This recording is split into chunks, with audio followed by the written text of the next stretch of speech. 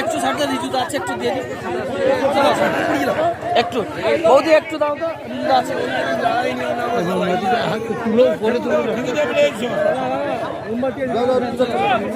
সব বড় মোমবাতি একটা দাও দেখি, বড় মানু বড় মোমবাতি একটা দে, উপরে হাতটা তুলে রাখো।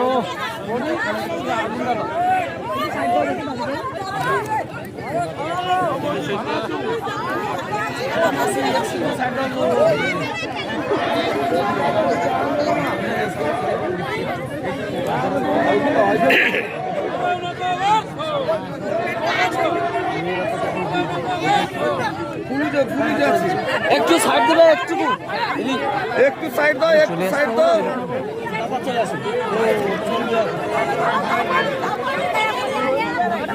আর জায়গা বলে ও তো নাম কম তো খুললে অত দেখছ না, লোক দিবে যে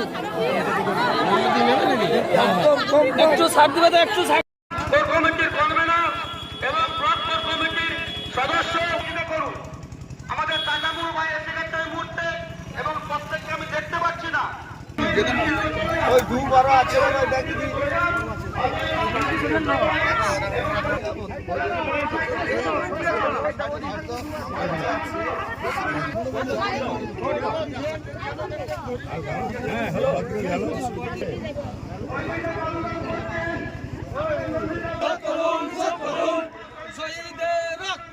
হবে না কবে আমার শহীদ আমার রায়ে কারণে রক্ত দিয়ে অমর রহে শহীদের রক্ত হবে না কবে রক্ত হবে না কবে শেখ আব্দুলের রক্ত হবে না কবে গোবিন্দ দাসের রক্ত হবে না কবে জয়দেব দাসের রক্ত হবে না কবে রাখালগিরির রক্ত হবে না কবে পঞ্চানন দাসের রক্ত হবে না কবে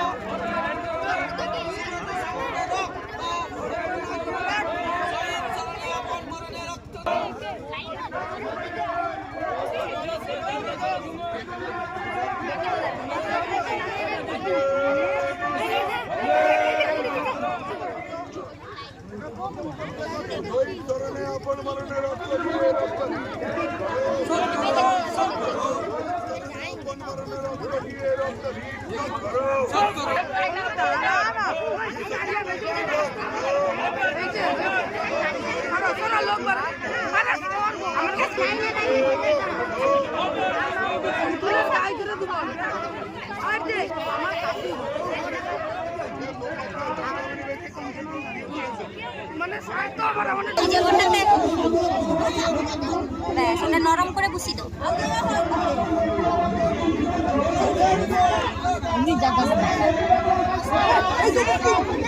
আস্তে আস্তে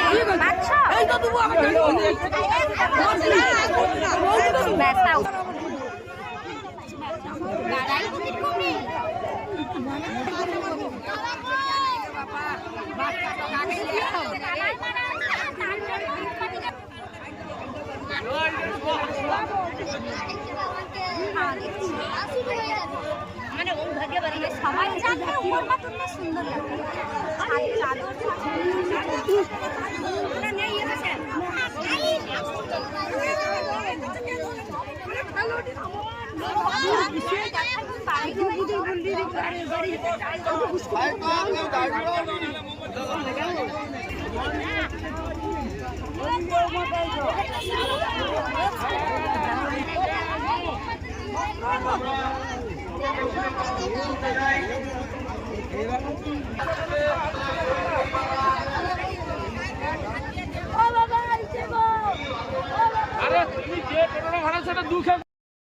স্বাধীন করার ডাক দিলেন, এই বিষয়টা একটুখানি।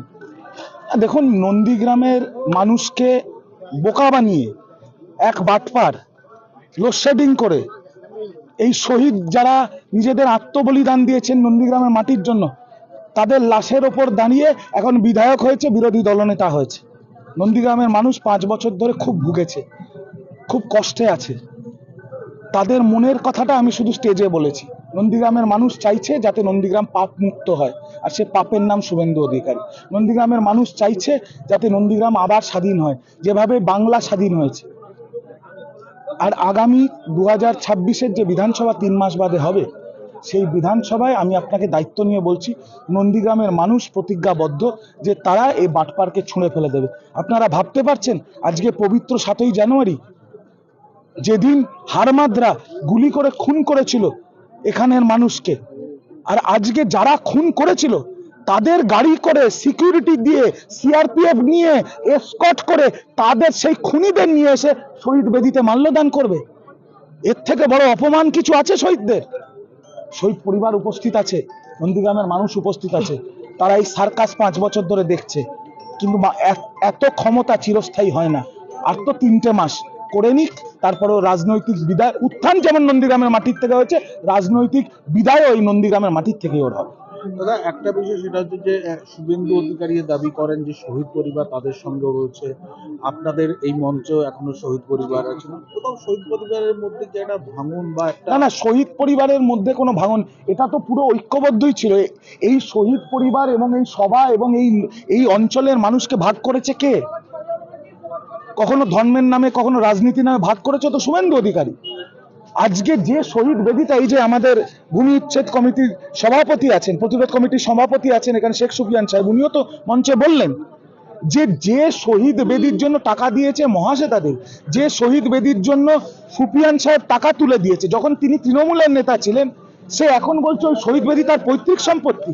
আমি 2 দিন আগে শিব মন্দিরে পুজো দিতে গেছিলাম 2 নম্বর ব্লকে, সেখানে 2014 সালে মমতা বন্দ্যোপাধ্যায়ের থেকে চেয়ে 14 লাখ টাকা ডোনেশন করেছিল, আর এখনো সেই মন্দিরের সভাপতি হয়ে বলছে এটা আমার বাড়ির মন্দির।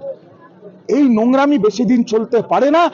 ওর মুখোশ খুলে গেছে, মানুষ বুঝে গেছে যে এরকম একটা ফেরেববাজ বাটপারের খপ্পরে তারা পড়েছে। মানুষ গণতান্ত্রিক ভাবে জবাব দেবে এবং তাকে মানে দল বল সমেত বিদায় দেবে নন্দীগ্রামের মাটির থেকে। দাদা, আরেকটা বিষয়, আপনি সেবাশ্রয় প্রকল্প থেকে কি কি সুবিধা পাবে সেটা দেখলাম, ঘোষণা আপনি করলেন, এবং সেই সঙ্গে যে জোর কদমে কাজও চলছে।